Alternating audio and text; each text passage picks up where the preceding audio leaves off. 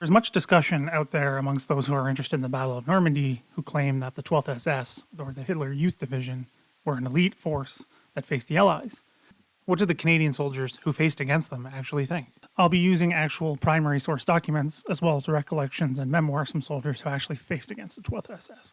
Secondary sources about this area can't always be relied on, as they're tinged with emotion and a lot of hearsay. Sometimes it's outright just Nazi propaganda about the 12th SS, which of course is extremely problematic. We'll begin with the memoirs and the recollections of Canadian troops collected and written well after the war.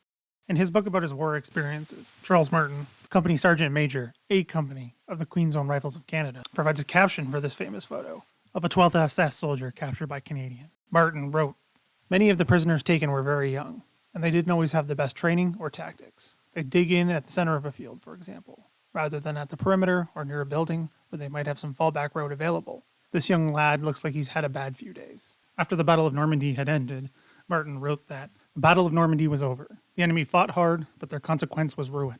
Their SS divisions were mangled and needed massive reinforcement. Canadian soldier Lawrence Levy faced off against the 12th SS at Carpiquet. You can see footage of the fighting here. And he quoted said, "We then got involved, moved in closer to the locations, and facing the Canadian front, the dreaded 12th SS Panzer Division, were in front of us near the Carpiquet airport in the city of Caen. As we later heard, the 12th SS, commanded by Kurtmeyer, took no Canadian prisoners. They captured 124 that were executed, most of them at the Abbey Ardennes, just north of Caen." Brigadier Harry Foster, who was commander of the 7th Canadian Infantry Brigade that faced off against the 12th SS, was confused by the 12th SS tactics. And he stated, "Enemy flung himself straight against the strongest points and utterly failed to exploit the undoubted weakness of his opponent's position." After the war, Foster presided over the trial of Kurtmeyer, a video which will be linked to at the end that you can check out. So far, the opinions we've discussed have come after the war, in some cases decades after. What do the primary documents taken at the time of the fighting have to say about the 12th SS? An intelligence report from the 3rd Division gives a little bit of insight into how intelligence had classified the 12th SS. They classified them as a first-class division, along with the 2nd Panzer Division, 21st Panzer Division. Prisoners taken from the 12th SS also gave some insight into the unit itself. One deserter from the 25th Panzer Grenadier Regiment discussed how he was among 8,000 Air Force personnel transferred to the SS in March 1943. Many of these went to the 1st SS Panzer Division, while others were sent to the 12th SS. Among them were Volksdeutsche, ethnic Germans who had lived elsewhere, and others included Air Force personnel and also those who were wounded and returned from hospitals. Another prisoner from the 12th SS told his captors that the unit had been suffering heavy casualties and that troops needed to be moved around. He himself had been originally detailed to protect a medical detachment, but then was moved into a frontline position when the casualties had mounted. This information was accompanied by a comment within the intelligence report. It read, "12th SS Panzer Division is no doubt very badly depleted. It seems improbable that more than 2 battle groups can be in existence, neither of which can be very strong. The remains of 26th SS Panzer Grenadier Regiment amount to less than 1 battalion of infantry. It is not possible to give an estimate of tank strength." The idea that the Canadians believed that the 12th SS were somehow elite may have come from the Germans themselves, as indicated from an intelligence report from the 3rd British Infantry Division. It stated in the report saying, "The recent enemy press and radio propaganda has been playing up this juvenile formation," when in reference to the 12th SS.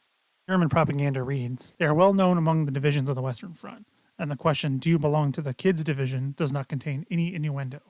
Even the hard, war-seasoned, and unsentimental Canadians appreciate the soldierly superiority of the young SS men and the stupendous experience of the Blitzmanner. Prisoners of war are very surprised when we tell them that the performance of these young men is partly due to the British, as many of them have come from bomb towns, and their hatred of England has grown in recent years, simultaneously with their minds and bodies." Perhaps what is most interesting about these documents and post-war recollections is the lack of things that you would expect to see given the historiography of the 12th SS. There's no mention of the word elite or high-performing or outstanding or any other word that you could use to argue that Canadians viewed the 12th SS as any more than another unit. Veterans who faced the 12th SS, like Foster and Martin, clearly were not impressed with their understanding of tactics or their battlefield performance. These recollections, coupled with the primary document's utter lack of things like saying they're facing an elite division when up against the 12th SS, should really put the rest to the idea that the 12th SS was some sort of elite division that was facing the Allies in Normandy. It seems that any language used by a Canadian who fought against the 12th SS and implied that they think they might have been elite may have had more to do with how they treated prisoners of war, so any fear that may have been directed at the 12th SS more likely had to do with a fear of being executed than having to face them in battle. While many like to present the 12th SS as some sort of elite division, it seems that one of the enemies that they faced in Normandy didn't believe such a title should be applied. Check out this video with the trial of Kurt Meyer, one of the 12th SS Panzer Division commanders during the Battle of Normandy. It was at his headquarters at the Abbaye Ardennes that many Canadians were murdered by the 12th SS.